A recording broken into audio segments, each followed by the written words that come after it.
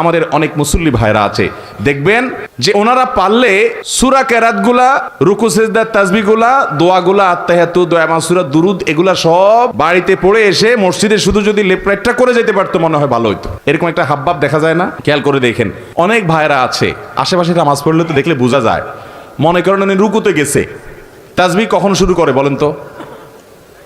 রুকুর তাসবিহ কখন শুরু হয়? আশেপাশে মুসল্লিরা আমরা বেশিরভাগ মানুষ একটু খেয়াল করেন তো, মনে করে চেষ্টা করেন তো, রুকুরতে সুবহান রাব্বিয়াল আযীম যে তাসবিহ বলা শুরু করেন কখন শুরু করেন? রুকুতে যাওয়ার পরে। তাহলে তো সব ফেরেশতা, তো সব আল্লাহওয়ালা, আফার ক্লাসের ইমানদার সব, মাশাআল্লাহ। তাহলে তো এসব ওয়াজ মাহফিলের দরকারই নেই এখানে।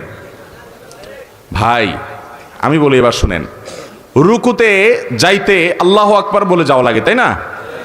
আল্লাহু আকবার বলে যে রুকুতে যান, খেয়াল করে দেখেন আজকের পর থেকে যে তাসবিহ সুবহান রাব্বিয়াল আযীম শুরুটা কোত্থেকে করেন দেখেন, খেয়াল করে ডানে বামে এবং নিজেরও মুখ দিয়ে কখন বাইর হয়।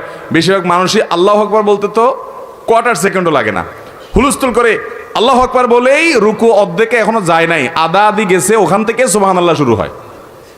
এরপরে আবার সুবহান রাব্বিয়াল আযীম, সুবহান রাব্বিয়াল আযীম, সুবহান রাব্বিয়াল আযীম, তৃতীয়বার সুবহান রাব্বিয়াল আযীম, তৃতীয়বার শুরু করে মাথা উঠান শুরু হয়ে যায়।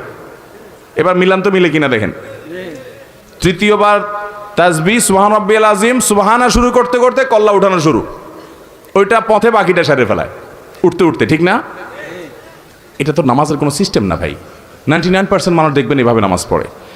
নবী সাল্লাল্লাহু আলাইহি ওয়াসাল্লাম যে ওই সাহাবীকে শিখাইছেন, আসেন এবার সেটার সাথে মিলাই। সেটার হবে কি, আপনি সূরা কেরাত পড়া শেষ, আমরা সূরা কেরাত পড়া শেষ হলে কথার কথা আপনি সূরা ইখলাস পড়লেন, কুল হুয়াল্লাহু আহাদ আল্লাহুস সামাদ।